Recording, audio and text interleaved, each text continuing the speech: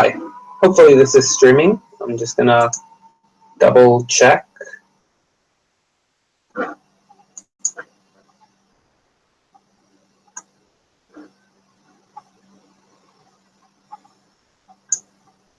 Awesome. It seems to be working.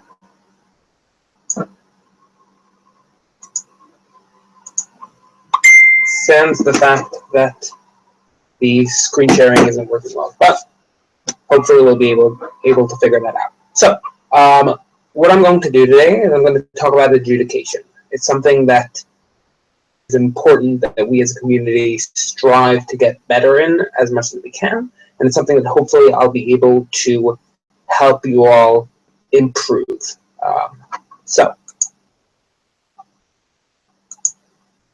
The switching, yeah, okay, that seems to work. So, I'm going to give a little bit of an intro of why I think adjudication is important and what we can gain from it.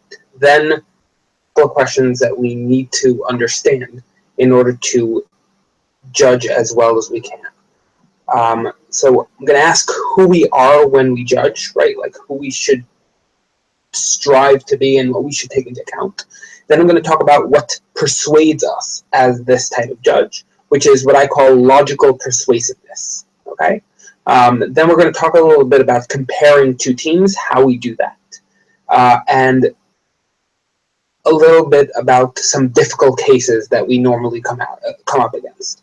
Go through some technical notes on how we can best judge, so note-taking, what we should be writing down, all of the things that we sometimes forget to ask, and hopefully that'll help some people who are having some trouble specifically there. And then what we do within judges discussion and feedback giving, so depending on whether you're a wing, a chair, or whatever you want to be, or what have you, you'll be able to gain some tips to try and do that better. And then there's going to be a Q&A where you guys can ask me questions. At any point, I think I should have group chat, which I'm hoping is the comments that you have. Otherwise, someone shoot me a message on Facebook, and hopefully I'll hear it, that you guys are asking questions and I'm not answering them. So,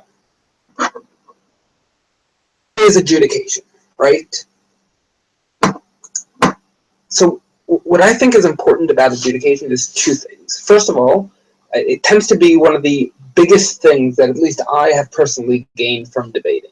The ability to play at ideas and the ability to see exactly what people are talking about as opposed to what they think they're arguing about is one that proves useful in conversations, in the workplace, and also shockingly in debate, right? But second of all, I think it's a responsibility, because you're making sure that the people who are at the competition or at the practice get as fair and as just a call as possible, right? So people who haven't enjoyed certain debate, it also oftentimes is a story about the adjudication that screwed them over in round 9 of Euros or whatever it is, right? So we really need to feel that weight of responsibility on us when we judge. This is going to be important because I feel that oftentimes one of the things that causes adjudications to be suboptimal is a certain laziness that goes into it, right? So not taking the time to think of all the comparisons that need to be made, or like the trend that there is of just letting cases fall out of the debate because people haven't spoken about them enough is, to me, I think, lazy adjudication, where you're not willing to see how that compares because the teams didn't do that for you. And I think when you're judging, you should strive to feel that responsibility that you have in order to get the most correct call and not necessarily the easiest call to make. Okay. What I think it is ultimately is the logical analysis of the arguments that are brought forward throughout the debate. So, trying to figure out who convinced you, are convinced differently by different things than everyone else. We'll get to this a bit when we talk about who we are when we judge. But it's about trying to break down the burdens that exist in the debate, and break down the burdens that exist within the arguments that people are making, and see who managed to do that best. The third thing it is a tool to make debate better. So if we're giving feedback and we're giving teams information that they need in order to compete the next time, right? So I didn't buy this argument because this is something that will go into their thinking when they go into the next case, hopefully, if they're listening to the feedback, right?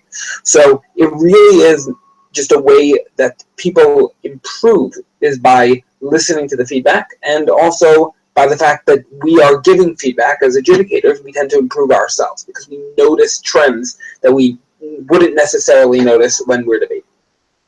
And this is, at least personally for me, it's another fun part of the hobby that is debating, right? So that's adjudication in general. Let's try and figure out how we can do it best. I'm going to do a quick check on the YouTube page to see if there are. Okay.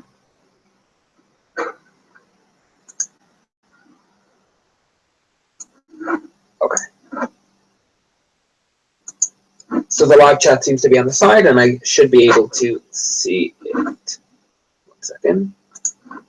That should fix that. Cool. So, who are we when we judge? So we normally say the ordinary intelligent voter, but it's important to understand what that means to be the ordinary intelligent voter. Crucially, it means we aren't ourselves. We don't have the political opinions that we normally have. We don't have the arguments we've heard in the past sitting in the back of our head so that we either complete analysis that hasn't been made or discount analysis because we have heard analysis, right? So what that means is that when we're trying to figure out who won, it's important for us to figure out decision about what is compelling, because what I personally believe. That means we need to do an extra step. If this is something that I have strong beliefs about, it's important that I take a step to say, am I thinking this as Yair, the person with these political beliefs, or am I thinking that this is compelling or not compelling just because that is what the ordinary person would think? It's about conceptions of philosophical good, right? So if I happen to be a hardcore utilitarian, and I'm not saying this is a problem we have in debate, that people tend to be too hardcore utilitarian, I would only find arguments that are utilitarian to be compelling. But given that I'm in debate, and I am not myself, I am the ordinary intelligent voter, I would find arguments that are non-utilitarian to be more compelling than I do. But this isn't to say that I am a completely ordinary person, right? So I know what's written in the headlines. I don't know technical data. So I'm a mechanical engineer. I wouldn't be able to accept hordes of analysis that include technical data of mechanical engineering, right? But if I were an economist, hearing economy wouldn't necessarily compel me, even though I would be able to understand what they mean. The ordinary intelligent voter, without further analysis, wouldn't be able to understand.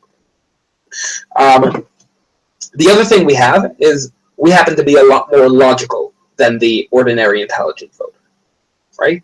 So we understand what logical leaps are. We understand that an appeal to authority isn't compelling. And these are things that we use in order to try and make debate a better sport. That also means that we happen to know the rules of BP.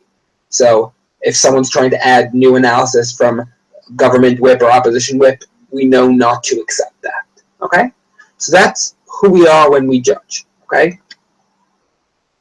And what persuades us? And this is what I call logical persuasiveness. Right? So ultimately it means we think things are compelling insofar as they're important and they are likely, right? So it is always a balance between those two things. Is 100% likely to be true. So if we were banning free newspapers, which are often used as a political tool, and I were to make the argument that we should ban free newspapers because they print on paper, it would be a waste of paper. That is 100% true.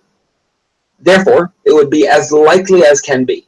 However, the impact it has would likely be small in the grand scheme of things going on in this debate. That is, of course, unless I make a very detailed analysis as to why this isn't the case. Okay? The other thing we have to understand when we're talking about impact is that it is the importance, the impact it has on the actual debate, on determining the debate. So if I were to prove to a very strong extent that dropping my phone would break it, and that my phone is super crucial to me, right? The impact this has on the debate, when the debate is banning free newspapers, is very small, because it is not connected to the debate per se, right? So when we say something has to be likely and something has to be true, all of these things have to be so in context of the debate. So there is a graph on the right here, no, this way, here, right? This is the basic concept of how we determine how persuasive arguments are. We try to see how impactful they are, and we try to see how likely they are, and we draw a little dot square, right? So if this is how likely this person has proven it to be, and this is how important it is how persuasive it is in context of the debate.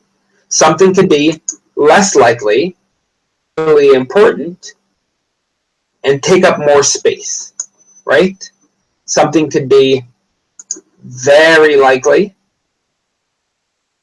and pretty important, less important than the really important thing, but be more important in the context of the debate because of how likely this is to be true. So it's always a balance between those two things. How do we figure out how to place them on these scales? Okay, so when I say that something is well substantiated, that something is likely, that means that it meets the burdens it takes upon itself. Okay, here's where I'm going to go into the word logical persuasiveness. A little primer and reminder. Okay, so a basic argument form is to say all people are mortal, Socrates is a person, therefore Socrates is mortal, right? So over here, if I were to say, instead of that full syllogism, that full logical statement, that all people are mortal, and therefore Socrates is mortal, that assumes something. That assumes that Socrates is a person. This may be true, this may be not true, but that is a burden that is incumbent on me to prove in order to make this sentence make sense. Let's use a slightly more debating example, okay? So,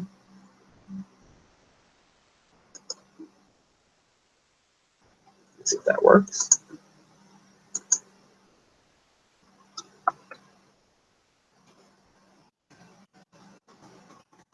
So for it, this house would ban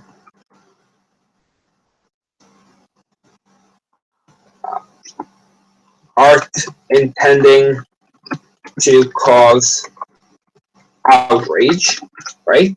If I were to argue that art that is intending to cause that art that causes outrage is likely to cause change for social progress, I would say art people see, they see it, and therefore are angry.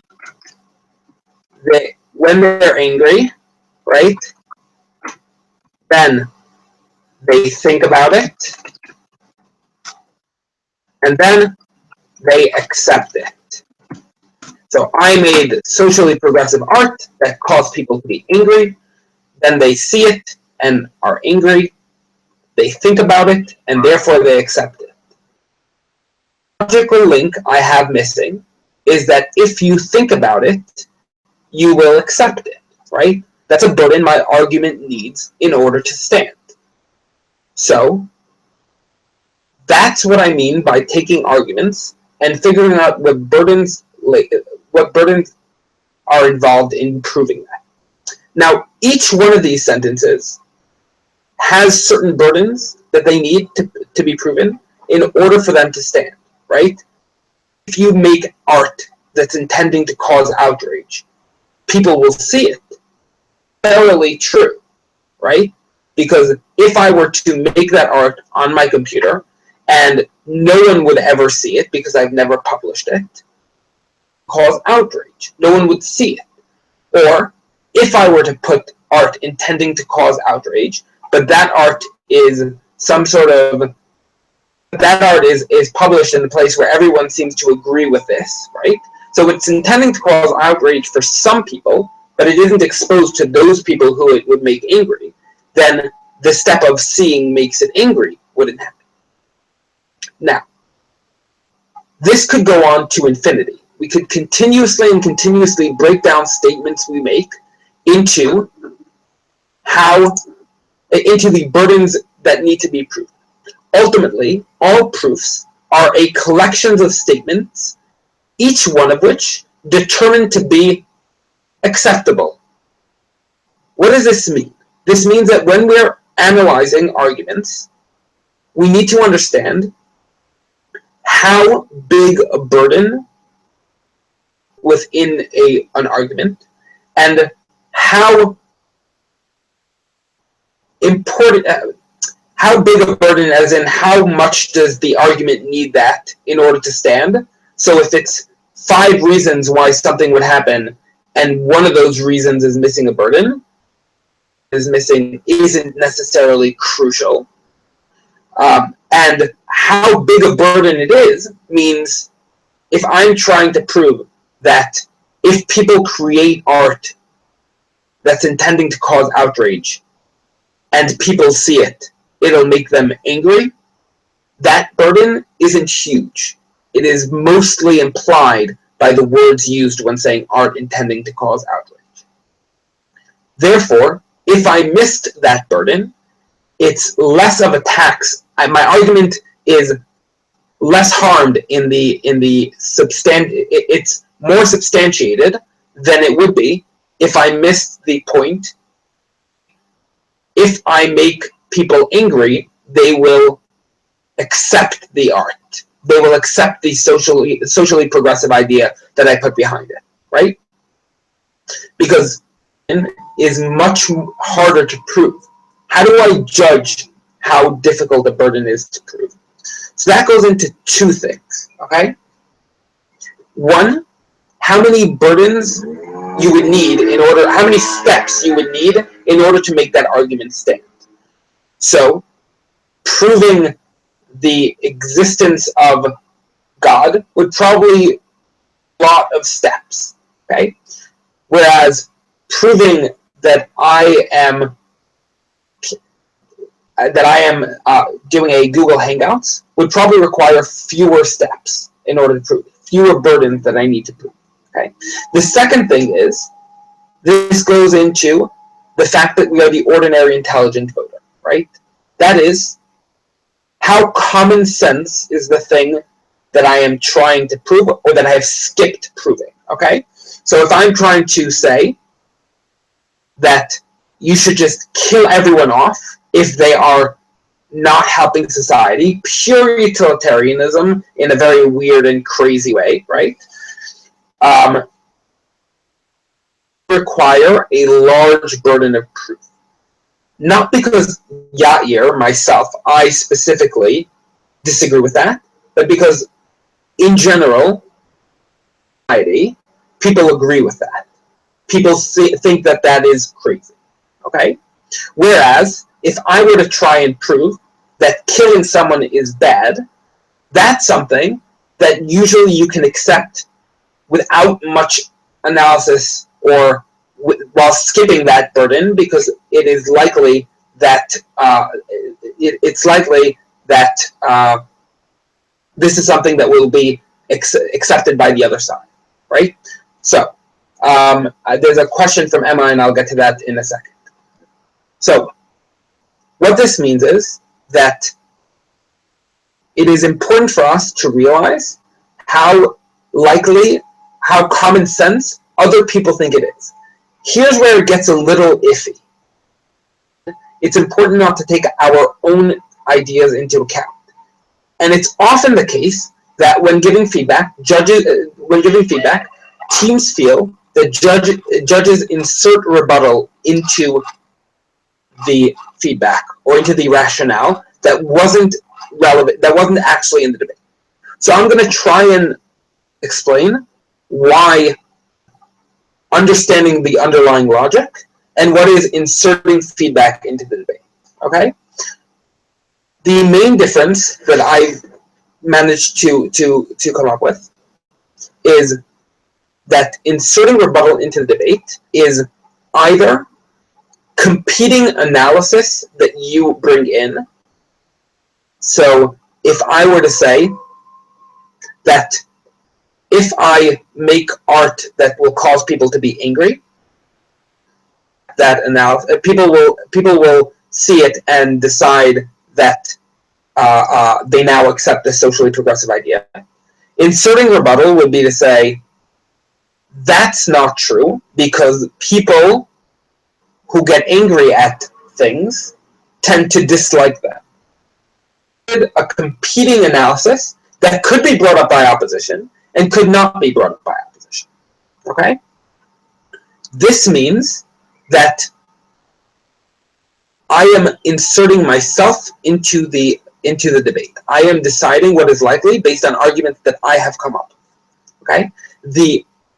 On the other hand, understanding logic is realizing that the likelihood of what you said is flawed insofar as you haven't proven that step. Only harmed insofar as that step is difficult to prove, not because I happen to know there is a competing analysis. Okay? The second reason you can say that something is inserting rebuttal as opposed to using the persuasiveness is when I decide something is unlikely because of my own personal beliefs. So if we could say that something is objectively substantiated, right, or something is objectively likely, right, common sense, as opposed to things that are subjectively common sense, okay? Because that is one of the things we need to decide when trying to decide how important a burden is, right? So inserting myself would be to say, either that sounds like a good reason to me. Why? Because I have personal experience in that field, or people I know have experienced the same thing that you're describing, and therefore it seems common sense, as opposed to this is something that I think the broader society would accept as common sense.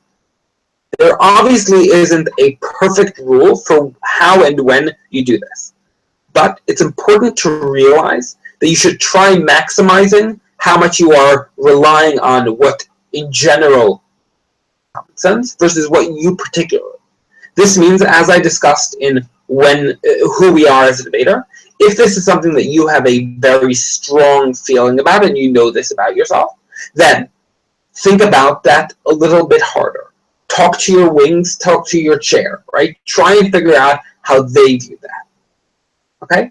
So that's what it means for something to be persuasive, for something to be impactful and important today, and for something to be likely to actually occur, right? That likeliness to occur is something that you that is proven based on the burdens and determined based on how many burdens are missed within it, burden / easy to prove those burdens are.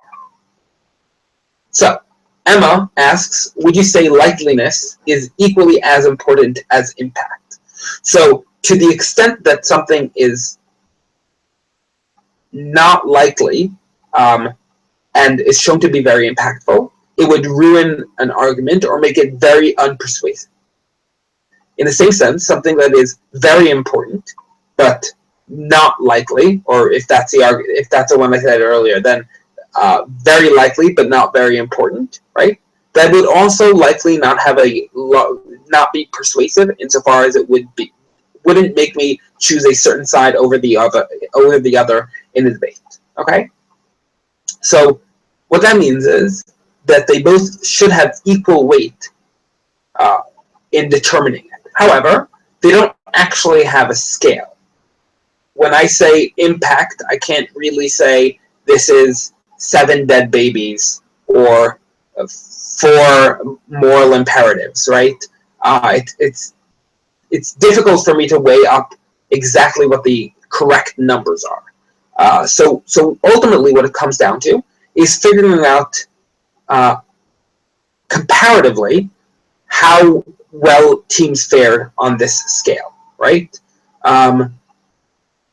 Now, to be clear, because I've been asked this before, I don't necessarily actually draw out a graph like this, but this is just a way to visualize how you should be thinking about arguments. You should be thinking about how impactful they are, you should be thinking about how likely they are, and you should realize that these two things play on each other. Okay? Cool. If there are any questions about what it means for something to be likely, insofar as understanding the burdens that it has, feel free to ask me as well. The last thing that we should notice when discussing how well substantiated something is robustness. Okay, robustness means how well founded and impervious to attacks it is. Right. So over here we have a picture of 2 red dots on hills. The ball on the is much more likely to fall down if you give it a small push. The ball on the left is much less likely. It'll come back to its same point, right? These are 2 situations in which are in their best setting, but can be changed easily or not easily, right? So, in the context of arguments, the left ball would be an argument that has 5 different reasons substantiating it, meaning it is very difficult to break down because it would need attacking on all 5 different layers of analysis, right? The ball on the right would be easy to knock down, just like an argument that rests on a very weak a very weak line or a very weak thread that you can easily knock down. Another way of trying to understand and realize how strong an analysis is, how likely it is how robust it's built. So, how do we compare between 2 teams? Because what we've spoken about up till now is how we look at a specific speech or argument and try and figure out how persuasive it was. A couple of things to note about that. One is that we should be doing it holistically. Okay? That means, we should be doing it holistically. That means taking everything into account. Saying one thing, one weak argument, shouldn't knock you out because there are other things that you need to weigh. It's possible that the one thing is stabbing your entire case and accepting the other side, and therefore that one thing might make you lose. But in general, you need to be taking everything into account. Okay? 2, that means there are no negative points. What does that mean? If someone made a stupid argument, i.e. not one that actively hurts their case, but one that just doesn't forward, This doesn't take off points, because what this does is just waste their time. We're still judging everything else as if it were given in the same manner it was. Thirdly, everything counts, and there's nothing that counts more. So rebuttal, POIs, all of the points that are made, even if they're made at 6 minutes, if they're made at 6 minutes well, they should count just as much as a point made at 3 minutes or 2 minutes or what have you. Okay? So we need to take everything into account. This goes back into not being lazy when we're judging. There isn't, we can just discount that because it was said at the end. When we're talking about rebuttal, we need to point out that there are two broadly different types of rebuttal. There was competing analysis and there's negative analysis. Competing analysis means I'm explaining an alternate situation to what you're saying will happen.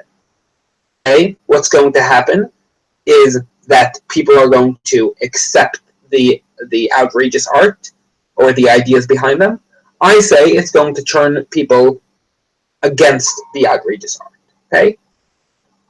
That is competing analysis. The other analysis, the other method of rebuttal there is negative analysis, pointing out flaws in the argumentation that was brought forward. How do we work this into the graph theory we've been talking about before? So, OG, make an argument. OO, make an argument as well. Okay? We're to have negative rebuttal on OG. That means that within the comparison of OG to OO, their point is less likely, right? We said it's the same important, right? We have 4 squares going this way, if you will, and we have 7 squares going this way. It's now 3 squares going on the likely axis. OO has become more persuasive in that comparison because they've engaged with opening government. They have given us reasons to understand that OG is wrong. To follow up on the question Emma gave about likeliness and impact, this isn't necessarily equal to the amount they took down from opening government. The last thing you'll note is that when comparing opening government to closing opposition, right, opening government aren't harmed by the rebuttal given by OO. Okay? That means that closing opposition can't just say, well, when comparing opening government to closing opposition, you can't say, well, opening opposition, rebutted opening government very well, and therefore closing opposition are above. The comparison still stays the same when discussing closing opposition. That is negative rebuttal, okay? Positive rebuttal, as in competing analysis, is turn this into this. So they haven't changed how likely opening government is on a particular question, but they have changed how likely they are to be right on a particular question. This question is how it affects people's outrage at art, right? So that's the different way of trying to understand how those different comparisons work when having negative versus competing analysis. We have another question. Second.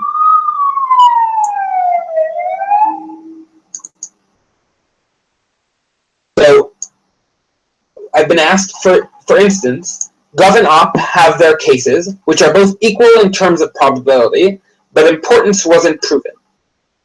Is it justified by judges to imply by themselves more important? So this is, sorry, 1 second.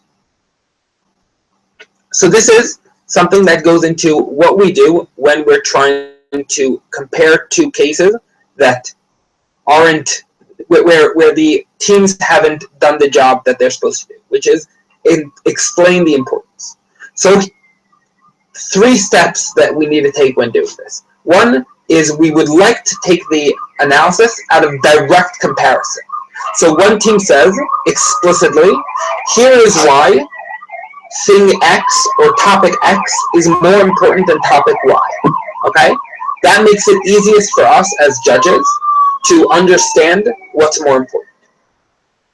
Way of doing it is for us to understand based on the analysis given and the impact given within the points. So it was at no point directly compared the two ideas, right? But both impacted individually, and one team did a better job of impacting than the other team did. The third case, which is what I've been asked, is a case in which teams don't analyze why it's important, or they are completely equal in the impact they give as well. In this case, it's the same as an argument that hasn't been, that I'm not quite sure how likely it is, right?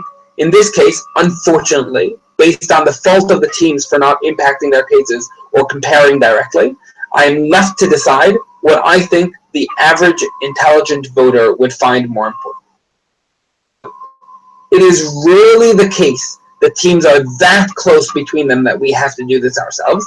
And when we do this, we need to use the same precautions that I've spoken about earlier, making sure that we are trying to be as objective as possible. This ties into the responsibility we have as judges to try and make sure that people's competitions, that people's practice rounds go as fairly as possible. We try not to do it, but sometimes we need to, and we will have to directly compare. Otherwise, there is no way for us to make that distinction, to do that comparison. So we've spoken about the different types of rebuttal and how they work into the graphs, right? And finally, we need to see which questions they are comparing on, the clashes that they're comparing on, and ultimately it needs to be done as comparatively as possible. So it's not Team A was very good, Team B wasn't good. It is Team A is better on these specific topics than Team B. We're going to have a worked example, so I'm going to try and show it to you as, we'll do that now. We'll do the worked example now, okay? So,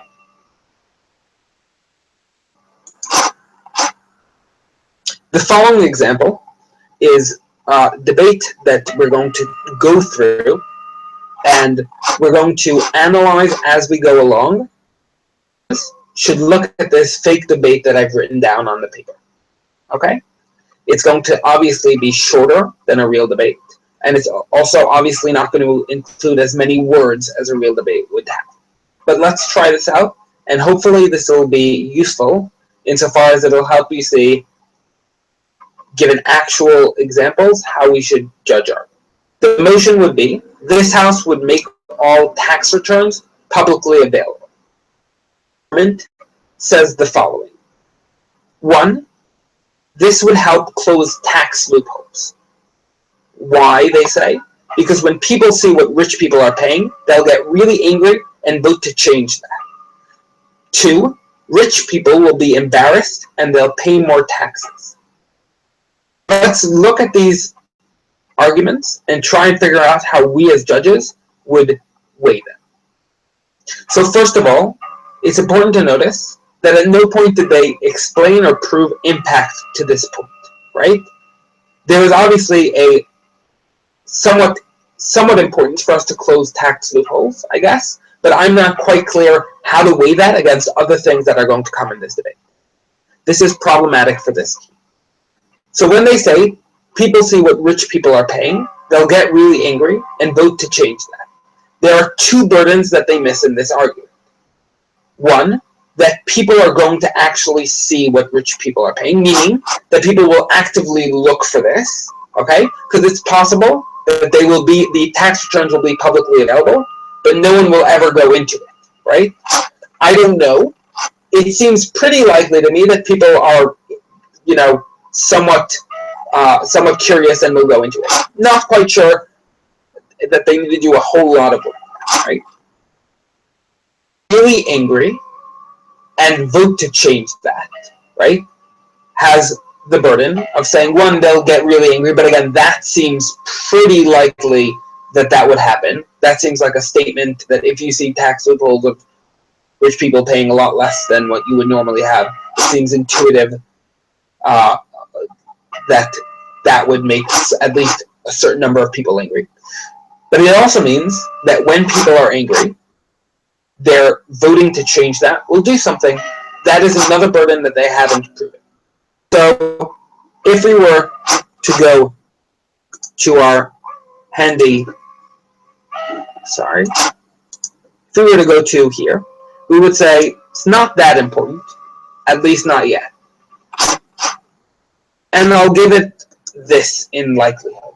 It seems somewhat likely that this will cause, but there are some problems within it. Okay? Now we go back to the argument. Rich people will be embarrassed and pay more taxes. Okay? That also seems like there are a couple of burdens that are missing here. But it goes into and it helps the underlying point that says it would help close tax loopholes.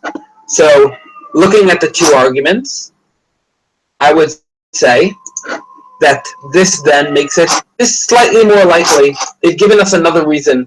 It's not the most compelling reason, but it is a slightly more robust argument.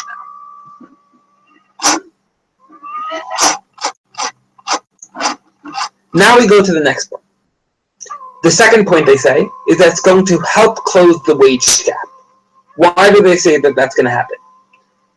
They say people are going to see that men are making more than women, and that's going to make them angry, and then they're going to argue with their bosses, right? Now, here's where we as judges will say the following, but we won't take it into account necessarily an argument for the motion. It is something that exists in status quo insofar as we already publish general data, right? Women seeing that men are making more is something that we have publicly available. However, that would be inserting rebuttal into the debate, because that this will cause women to see that men are making more money than they are. It is possible that this will make them angry. It is possible that this is going to cause them to argue with their boss. And it's possible that that will cause them to be able to get a higher and more fair wage. Here's the thing. If another team points that out, then that indeed works as very good negative rebuttal. But without it, we can't insert that into the debate, because that is making a counter-argument, or that is inserting knowledge that we specifically have that would remove, that would, okay? But then they continue, they say, what's going to happen is you're going to see specific people who work with you. Then you know that the people who do this will know that they are better than those who are making more than they do. They're going to show their bosses that that's being sexist, and the bosses are going to want to avoid this, so they won't do it in the first place either, right? So this seems to be a more robust argument. This seems like they've met more of their burdens. They've worked on proving more of their burdens, right? Because they've shown me why the boss, when approached, will be likely to want to change that practice, right? Trying not to be sexist, and so doesn't do it in the first place, right? They show me more specifically about this motion, why this is something that that they still haven't shown me that this is important. Now, they then go on and say it's really important because money is often conflated with respect, with self-respect, and money gives people opportunities to succeed more in life, and the status quo is unjustified, and therefore it is wrong for us to continue a situation that would leave this unjust situation, right? This seems like they've shown to me that it is to a certain extent. So if I go here, right, so this is, second,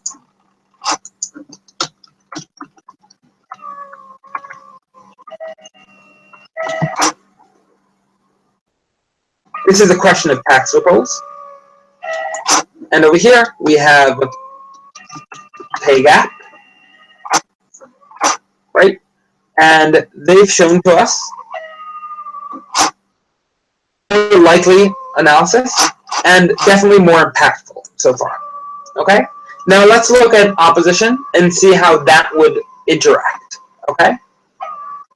So we go to opposition. Gives the following rebuttal. They say, with regards to tax loopholes, people can't change the tax laws. Even why is it true that people can't change the tax laws? Because even now, we're well aware of loopholes, but we aren't able to change them, right? So they have attacked the analysis that the proposition have made. They said that the assumption that that people can change when they know and get angry at the tax loopholes is wrong, right? So if we go back to here, in the comparison with opening government, we will lower the likelihood of this happening, right? And then they've also given counter-analysis about why the opposite is true.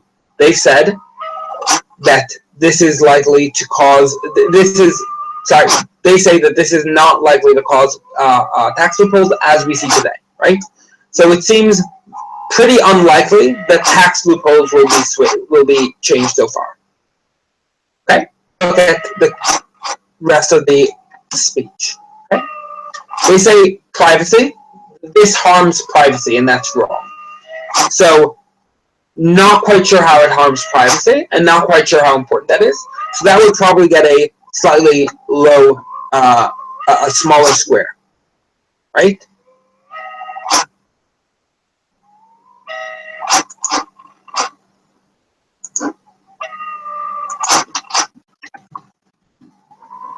So we have a small square saying privacy, which is stated and asserted that this is a harm to privacy and that privacy is important. Second of all, they say it's going to raise the wages of bosses because of competition. So we have a reason as to why that will raise the wages. And that's going to cause them not to have money left to raise wages for others. Okay? However, this is a lot of statements that have been made, but it does clash directly with the question of cutting the wage gap, right? Because if it raises the wages of bosses, right, then they won't be able to raise the wages for women when they ask for a raise to meet what the male counterparts are making, right? So they are giving competing analysis to the pay gap question, right? Now, pay gap is important. We've discussed this, right? And they've proven to a small extent that it's possible that the heads of the corporations will be raising their own wages instead because of competition, and that this would then cause them not to be able to pay.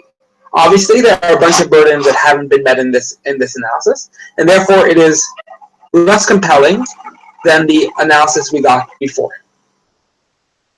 I would weigh those two, the two analyses that we've gotten so far, right? That is how, in my head at least, I see that these arguments interacting, right? So, that's a worked example. Obviously, if there are questions, feel free to ask us. Let's continue with difficult cases that we often come up against. So, first really is a hung case. So a hung case is a situation in which the team brings analysis that another team can't directly engage with, right? So for example, the deputy leader of opposition brings arguments that opening proposition can never argue with, right? In the same way, closing opposition, all of their arguments, other than in POIs, can't be dealt with by opening proposition. And obviously the inverse is true as well, So when judging this, there are three criteria we need to pay attention to. One, how expected was this case to come up, right? Because this is an obvious case that it's clear oppositions will bring up. It is expected to a certain extent that propositions deal with it. They aren't surprised by this. Two, how much of a chance to engage was given. This is judged by POIs offered to opening proposition in their speech, by whether or not the questions that were given lead you to the case that was actually made, and questions that were received by closing opposition, opening propositions questions that were received by closing opposition. Thirdly, how robust are the two arguments if you look at them one in comparison to the other?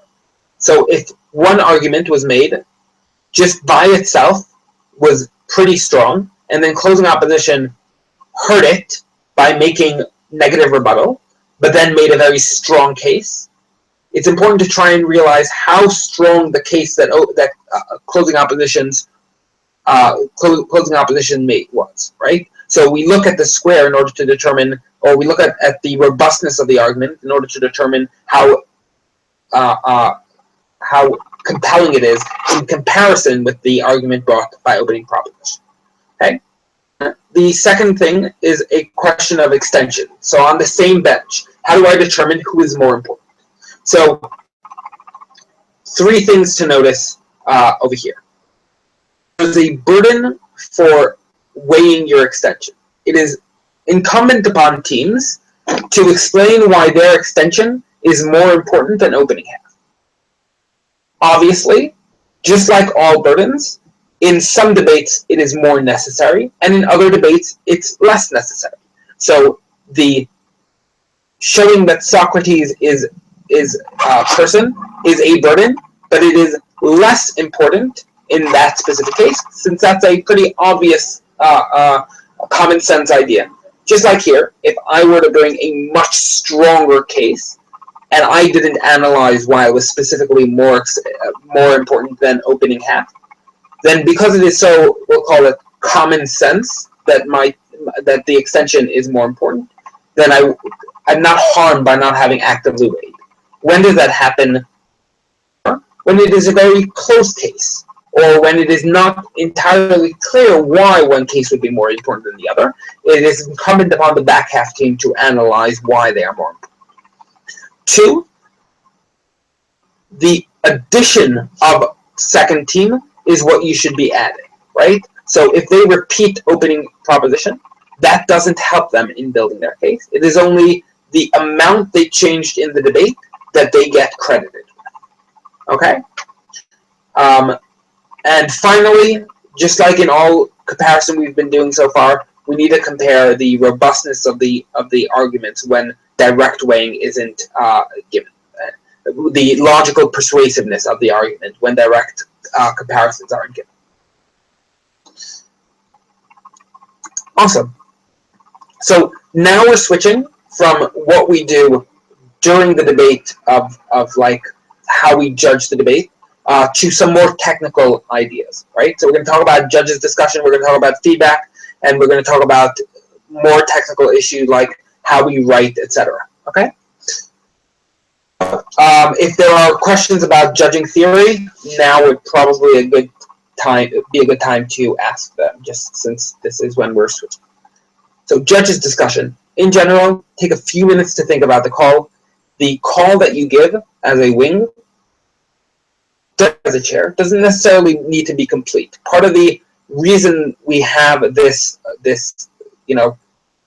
judging panel is to be convinced or to elucidate things that weren't clear to you by yourself, and so it's important to try and flag out where you're not sure, and that'll often help make the conversation more targeted, right? When you're giving your call initially, in general, let the chair decide exactly how much and on which comparisons you should be speaking, right? But when you're talking, so normally it is firstly give an initial call without rationale, and then discuss the comparisons that the chair judge requests from you, right? So when you're doing that, be specific, holistic, and comparative, right? Not they gave good points, but their point on privacy was especially compelling, right? Holistic means don't say they said this bad argument and therefore I think they're wrong, but try and take into account everything that happened in a particular comparison.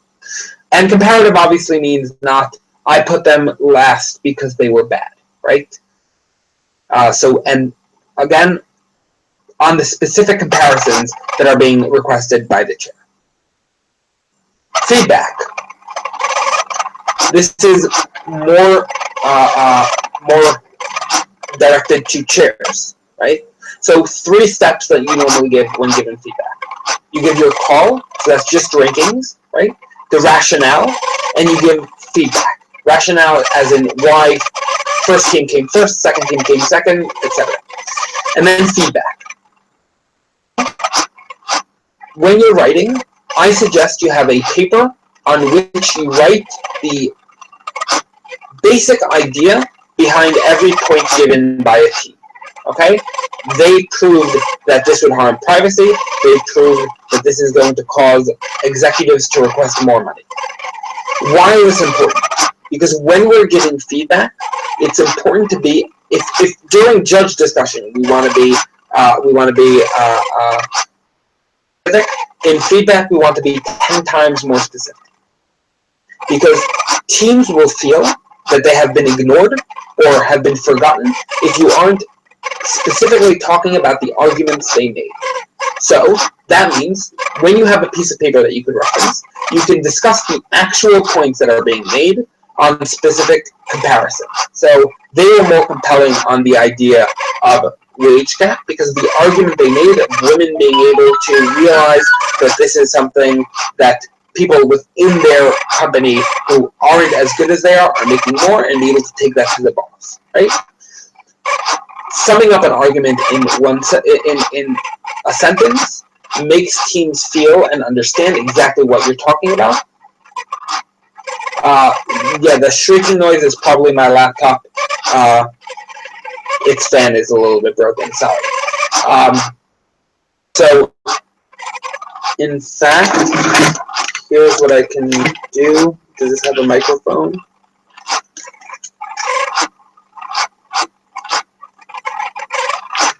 One minute. Let's see if this works.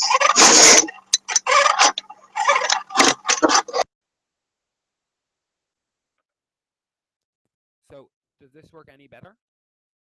If you could write on the live chat if this works better, that would be useful. Because I have no idea if this is actually a microphone or if I'm just holding part of a speaker of an earphone to my mouth.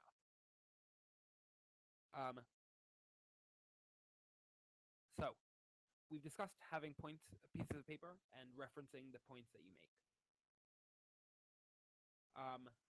No, that doesn't work. Oh, it's better. Okay. We're split on whether or not it does something, so I might as well use it. So I'm mute now.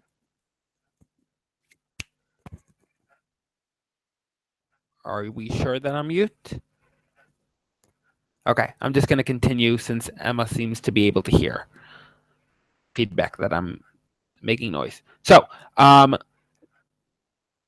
second thing to do is make more clear distinctions between feedback and rationale. Okay, so feedback will include things like you could have argued X, or this is where you could input the ideas that this is something that exists in status quo, and you should be aware that that's something that that could happen, right?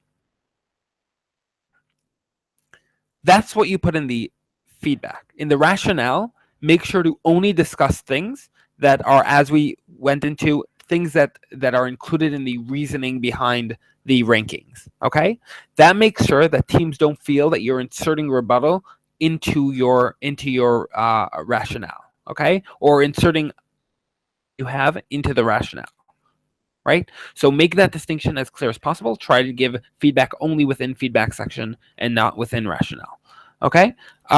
Finally, compare the teams, right? Don't do this as a very general, here are random things that people said, and that's why they were ranked, but go third to second, second to first, etc., or reverse, right? And in certain cases, if it's necessary, compare more than just those comparisons. So fourth to second, etc. Within feedback, you should be writing feedback to teams during the debate, right? Highlight the ones that you think are especially important. You're going to be writing a lot of different things, a lot of different notes you have. When you think, oh, this is definitely something I should tell the team, highlight it and make sure that you do tell them. Try noticing trends as opposed to just like one-off remarks of here is argument. If you see a couple of times in a row that there is a specific problem that comes up with a certain speaker, this is usually true with people you judge often as opposed to someone you've just randomly met to judge. Try noticing if there are trends within that analysis. Finally, positive feedback is something you should give as well. I'm saying this not as someone who is normally coddly and trying to make people feel good in order for them to be comfortable. That's important as well. But the reason I think it's very important to give positive feedback is mostly so that teams know not just what they did wrong, but what they did well and should take for the next time, right? Because if I know that the way I analyzed an argument was good, I can use that for the next time. If I know that making certain things clear was helpful to the judge, that's something that I will continue to do. And that is another way to improve. Technical issues with judging. So, I made a bunch of different ways in order for you to see. One minute.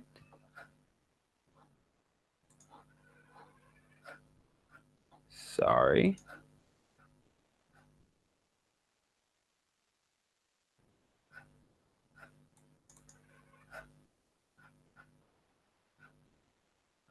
Okay, I can't find that. But in general, things you should have within your writing is to try and make sure that you have notes written on the side or a way to compare the teams and write their the main contributions that they've had to a debate. Okay, I tend to use an Excel spreadsheet.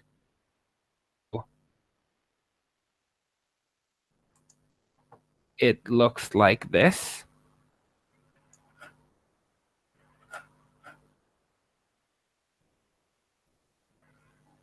Right, so I have just the prime minister, sorry.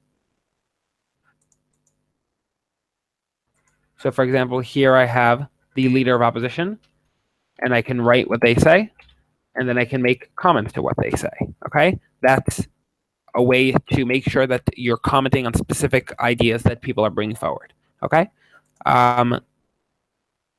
The second thing to do is that you should be thinking throughout the debate about how everything is coming along. So after first half, you should have in your head who won first half, right?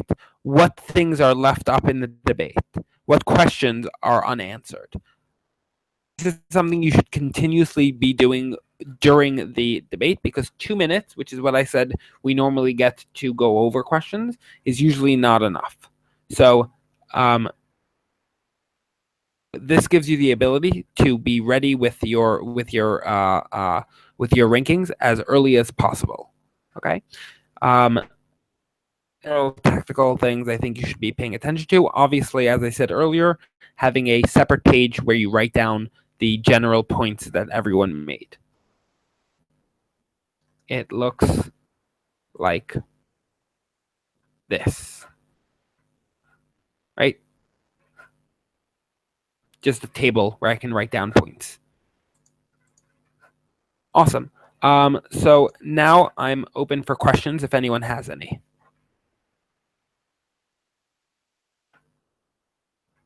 You can do that right on the live chat.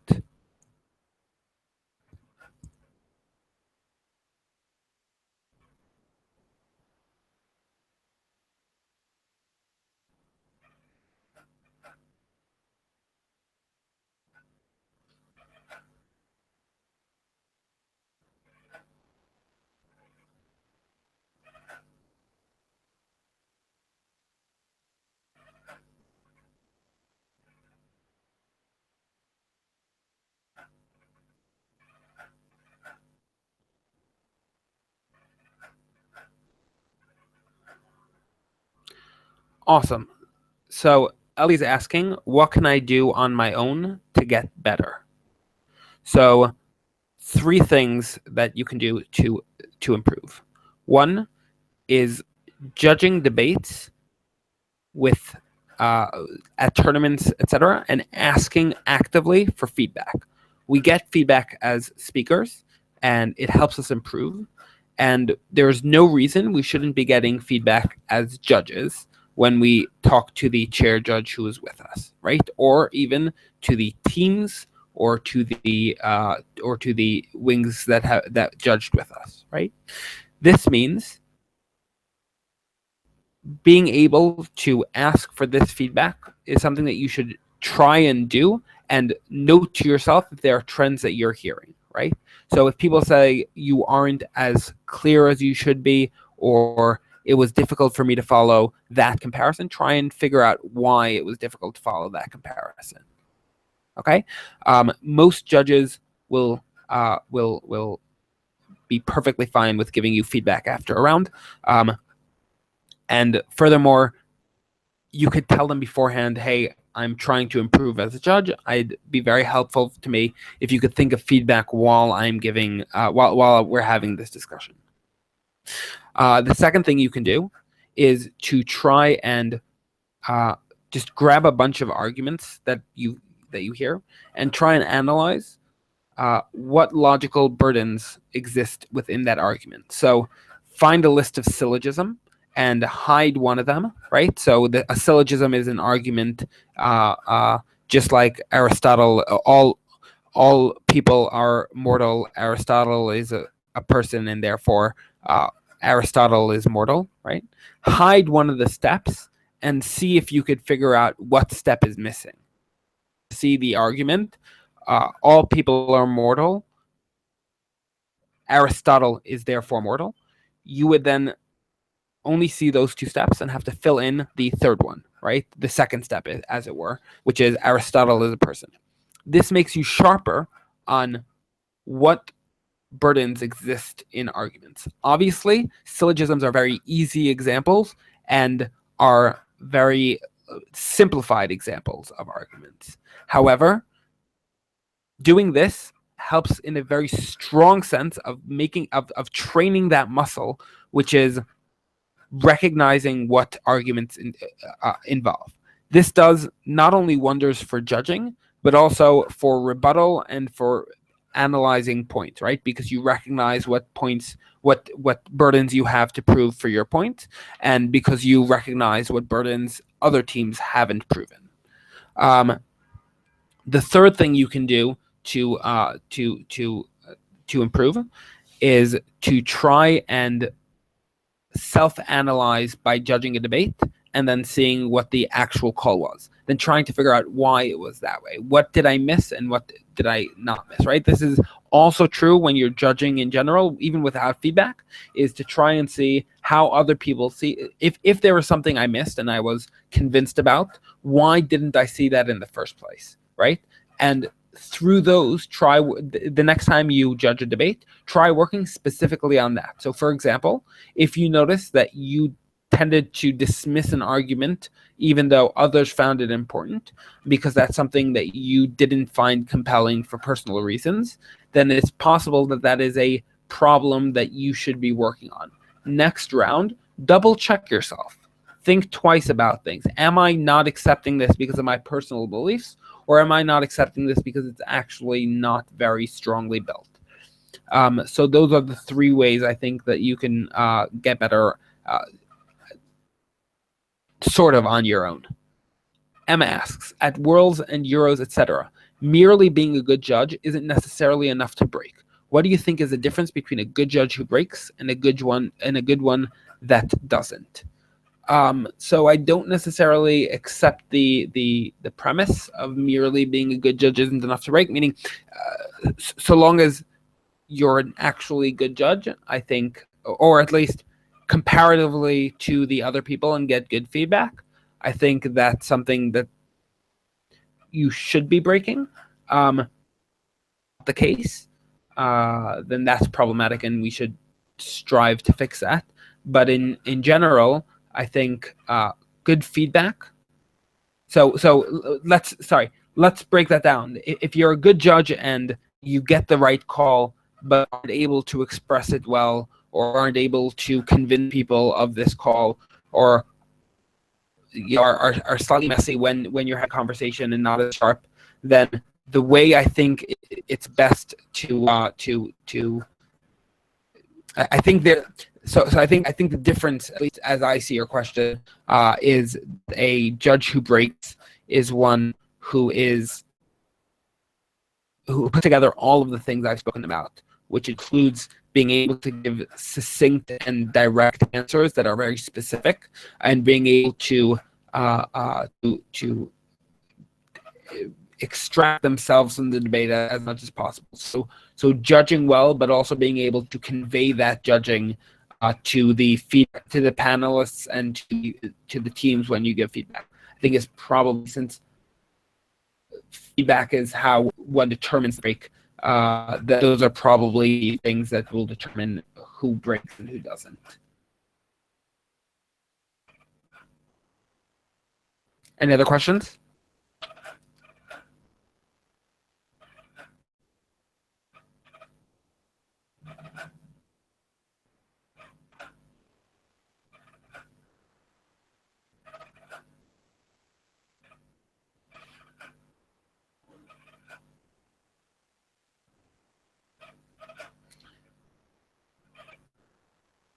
Liam, do you have any methods for calming yourself down if you hit a ceiling in the debate? I usually find this occurs when the extension speakers get involved, especially in top rooms, or does experience just combat it? So this is a question about calming yourself down.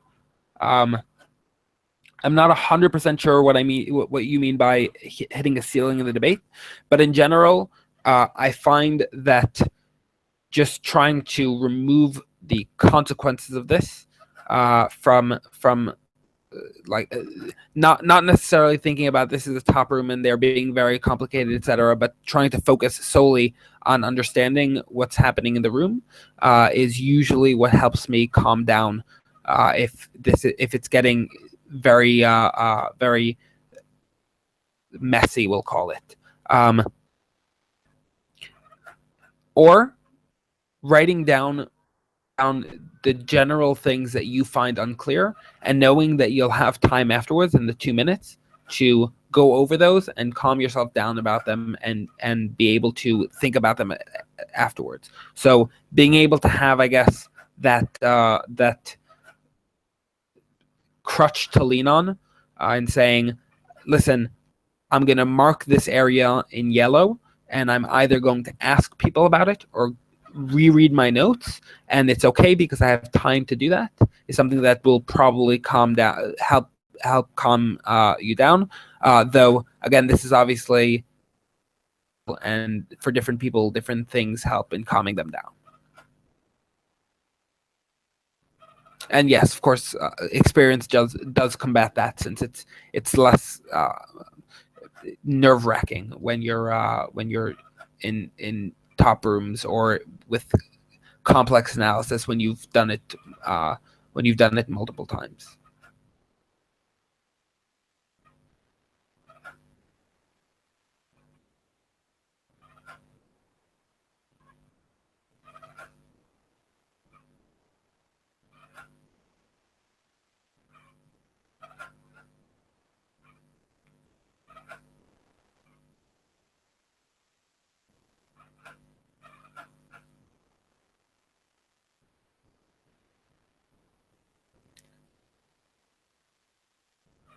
All right, so that seems to be it.